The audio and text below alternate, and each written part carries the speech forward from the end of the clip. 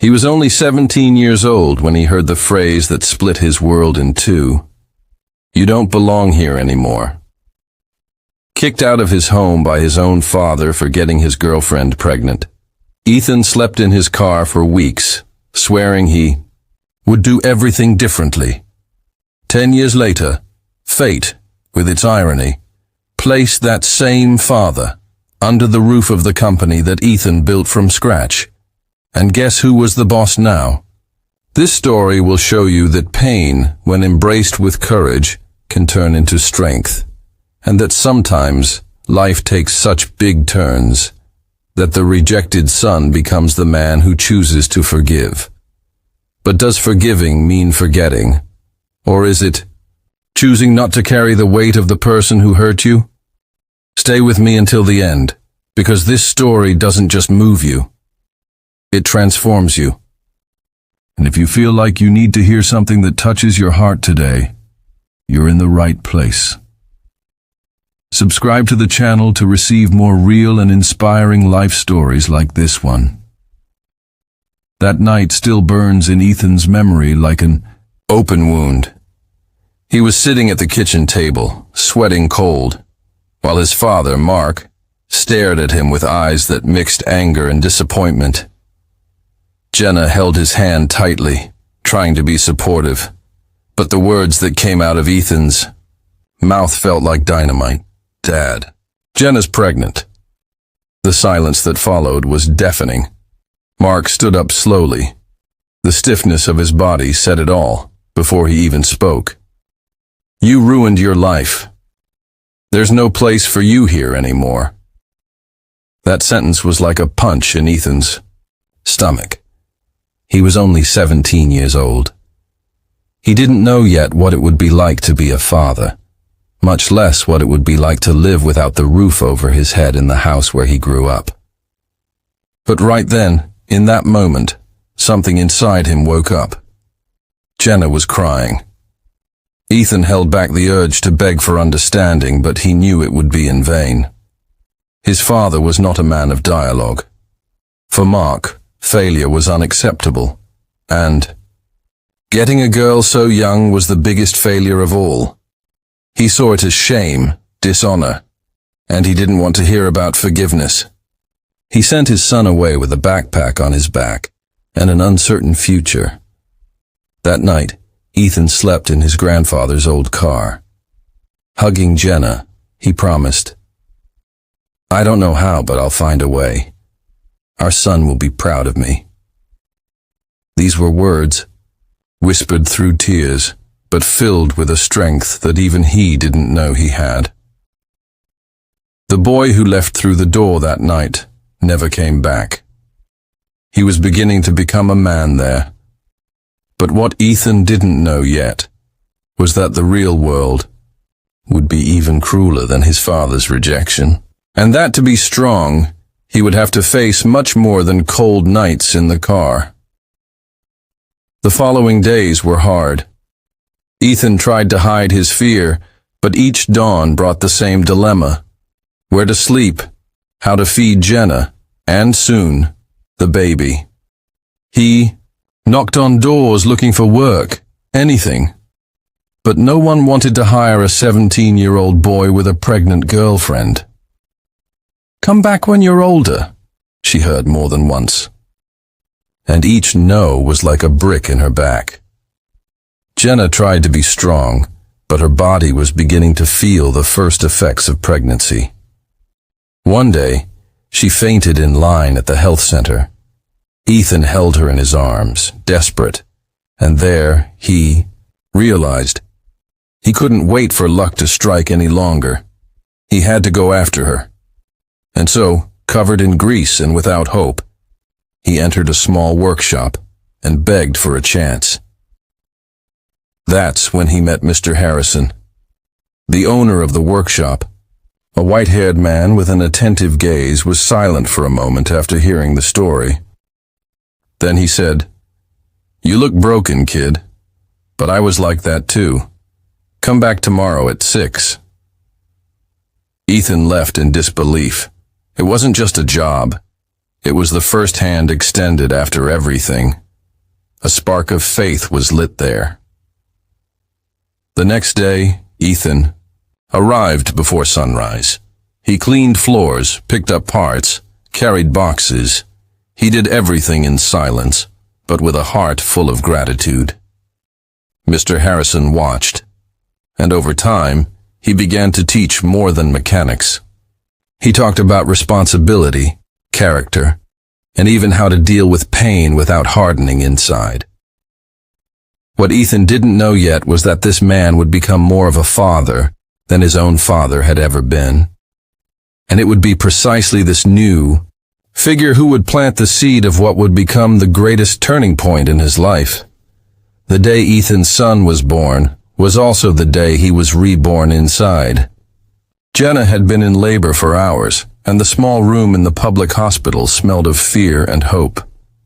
When he heard the first cry, Ethan broke down.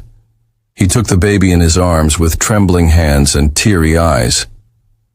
"I will protect you, no matter what it takes," he whispered, his voice breaking. They named him Noah, a simple name, but one that for Ethan represented a new beginning, a new cycle. Now it was no longer just for him or for Jenna. It was for this little being who depended completely on his every move. And with that came a sense of urgency, of focus, that would completely change the way he saw the world. He began to work double time. While Jenna took care of Noah, Ethan worked overtime, studied at night on his own, read about finance, leadership, and even personal development, all with the cell phone that Mr. Harrison had given him. "You have a rare mind, boy. Don't waste it," the old mechanic once told him, as if planting a truth that the other person doesn't yet know he has. Looking back, Ethan no longer felt so angry at his father. He was beginning to understand that some people simply don't know how to love the right way. But he wanted to be different. He wanted Noah to grow up surrounded by love, presence, and respect. To never experience the pain of being rejected. Little did he know that fate was writing a powerful irony. The path that Ethan was treading with so much effort would take him back to where it all began. Only this time, he would be in charge. Little by little, the workshop stopped being just a job for Ethan. It was his battlefield, his temple of learning, his refuge. Mr. Harrison noticed early on the thirst for improvement in that young man. It wasn't just strength in his arms, it was fire in his soul. In 2 years, Ethan had already mastered the technical side, coordinated small projects, and gained the trust of his customers. But he wanted more. He began to accompany Mr. Harrison to meetings with suppliers. He observed in silence, taking notes.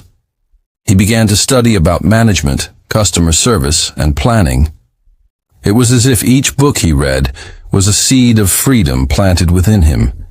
Jenna, even though she was tired from her motherly routine, supported him every step of the way, and Noah, already 2 years old, was the fuel in Ethan's heart.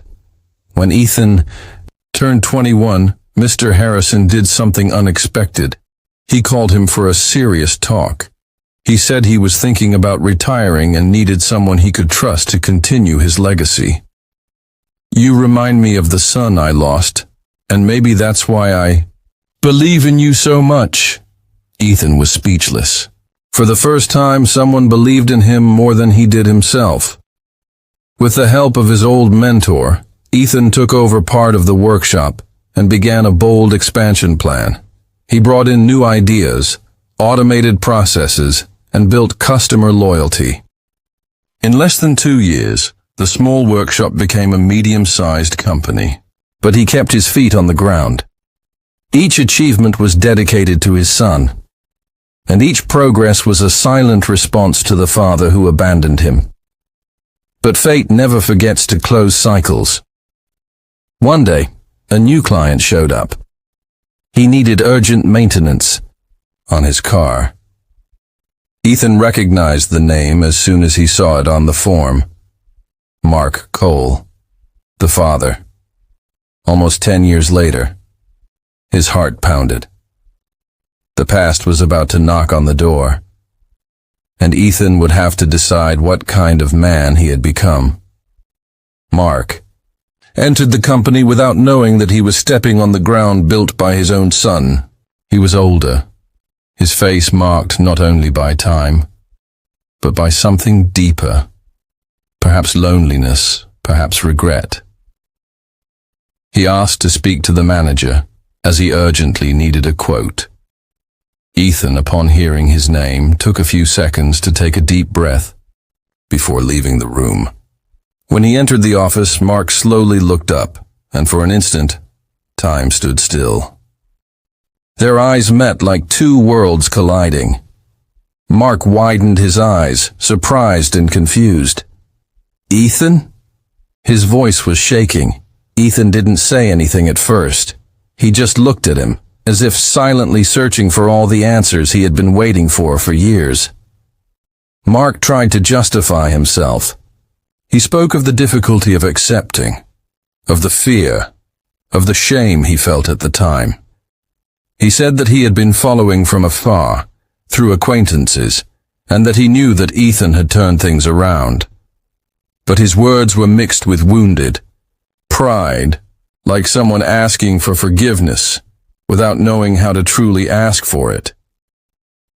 Ethan listened to everything in silence, and then he calmly replied, "The pain you caused me taught me to be a better man. And even without you, I did it. I did it not out of anger, but out of love for my son." That silenced Mark. For the first time, he saw something in his son that he didn't have. True dignity. And there, in that room, the roles were reversed. The father stood before his son, not as an authority, but as someone who needed forgiveness.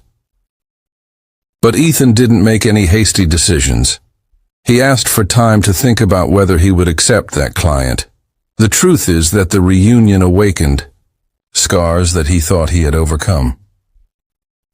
And deep down, the question that kept nagging at him was, to forgive or not to forgive?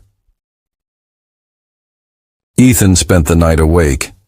He looked at Noah sleeping and wondered what he would teach his son if he refused to help his own father. Would it be fair to deny him the same welcome that he had once so desired? But there were also wounds that still burned. It wasn't about fixing a car. It was about healing a bond that had been broken coldly. The next day, he returned to the company with determination. He called Mark to talk privately, but this time, without resentment in his voice. He said he was no longer the 17-year-old boy who left home crying. He was a man who built everything from scratch, with dignity, faith, and a lot of sweat. "I could turn my back on you now, like you did to me, but I choose to be bigger than that." Mark listened in silence, with tears in his eyes. He tried to apologize again, but Ethan didn't expect words. He expected actions. "You will pay like any other client, but what you did can't be fixed with money, only with presence, truth, and humility." It was a lesson, and Mark knew, and he left there feeling more coward than when he entered. For the first time, he faced the weight of his own choices. Later that day, Ethan passed by the car that was being repaired and saw the glove compartment open. Inside there was an old photo of him as a child on his father's shoulders. It shook him. Memories came flooding back. It was easy to hate his absent father. It was hard to deal with the good memories that still lived inside him. And at that moment, something changed. Ethan realized that forgiving was not forgetting. It was freeing himself. But the forgiveness he needed to give was one that could only come after an unexpected gesture. and destiny would put this new heart to the test. A few weeks passed. The car was fixed, the debt paid. Mark thanked him, but kept his distance, perhaps out of shame, perhaps out of pride. Ethan went on with his routine, trying to bury that chapter. But life, with its harsh wisdom, still had something to teach them both. One morning, he received an unexpected call. Mark was in the hospital. He had suffered a stroke. He was alone. Without thinking much, Ethan went. He arrived and found his father weakened, frail, with lost eyes. There was no more rigid posture, no harsh words, just a broken man. The nurse said that he had no one close to him. He had been living alone for years, and there, in that cold room. Ethan understood that sometimes God uses time to give us back what was taken away, but in a different way. Ethan sat down next to the bed and stayed there for hours, in silence. He no longer felt anger. He felt compassion. He realized that true power was not to humiliate, but to offer what the other person never knew how to give: love. You made a mistake with me, Dad, but I choose not to make that mistake with you again. The words came out softly, but they carried a weight that freed them both. In the days that followed, Ethan visited him frequently. He brought Noah, who called Mark Grandpa, without knowing the story. Little by little, his father began to open up, telling him things he had never dared to. He spoke of the fear he felt when Ethan got Jenna pregnant, of how small he felt in the face of his own failures as a man and a father. It was too late to erase the past. But perhaps there was still time for a new beginning. But this rapprochement would also bring a new challenge. A business proposal was about to take Ethan to another state. And now, with his father weakened, he would have to decide, should he follow through with his plans, or make room to take care of the one who had once left him behind? The offer was irresistible, a partnership with a large chain of repair shops in another city, with the chance to multiply his revenue and reach a new level. It was the kind of conquest Ethan had dreamed of for years. But now, there was something he never imagined he would have again. His father. Fragile, dependent, trying to learn, even if belatedly, what it means to love. Jenna supported any decision. Whatever it is, we will be with you, she said with a firm gaze. Noah, not understanding the depth of his father's choices, continued to call his grandfather to play with cars. Ethan spent his nights reflecting. It was no longer just about business. It was about legacy, about the kind of man he wanted to be for his son. One Sunday afternoon, Ethan took his father to a park bench. Mark, with difficulty, sat down. There was silence between them, but it was a light silence. Ethan then said, "For a long time I thought winning would mean forgetting you. But today I understand. Winning is not letting pain decide for me," Mark cried. He didn't respond with words. He just held his son's hand, and there, for the first time, he was just a father. Ethan decided that the company would grow. Yes, but not at the expense of the ties that made him who he was. He rejected the idea of moving to another city and proposed another model of expansion. And it worked. God blessed the business in an even more beautiful way, because now each step was taken with peace in the heart. Forgiveness does not erase what happened, but it changes what comes next. And Ethan, with his story of pain and overcoming, learned that sometimes life breaks us, to teach us to rebuild with more soul. The years passed, and Ethan became a point of reference in the city, not only for having built a respected company, but for being a man of principles. He was invited to speak at schools, mentor young people, and even give interviews about entrepreneurship. But when asked about his greatest success, he always had the same answer. My greatest success was not letting hurt define me. Mark still needed care, but he was a different person. Living with Noah transformed him. For the first time, he learned to show affection, to laugh lightly, to say thank you without shame. And Ethan observed all of this in silence, with a peaceful heart. He knew that he had not only won at work, he had won inside. One night, sitting on the porch with Jenna, Ethan held her hand and said, "If my father hadn't thrown me out, I might never have learned the value of fighting, or known true love." She smiled, her eyes shining. They both knew that that story, so full of pain, had been the soil in which a life with purpose had blossomed. And in Noah's room, as he put his son to bed, Ethan whispered, "You're going to make mistakes, son. You're going to fall. But you're never going to be alone. Never." That was more than a promise. It was the breaking of a cycle, the redemption of a story that began with abandonment and ended in love. But the most beautiful thing of all is that Ethan didn't just forgive. He chose to transform pain into strength, rejection into presence, and the past into wisdom to build something much greater than success, a whole family again. Ethan's story is proof that forgiveness doesn't always come easily, but it does. And when it does, it doesn't change the past. It changes the present. It changes the weight we carry, the way we look at life, and most importantly, the way we choose to love those who hurt us. Ethan didn't win because he was lucky.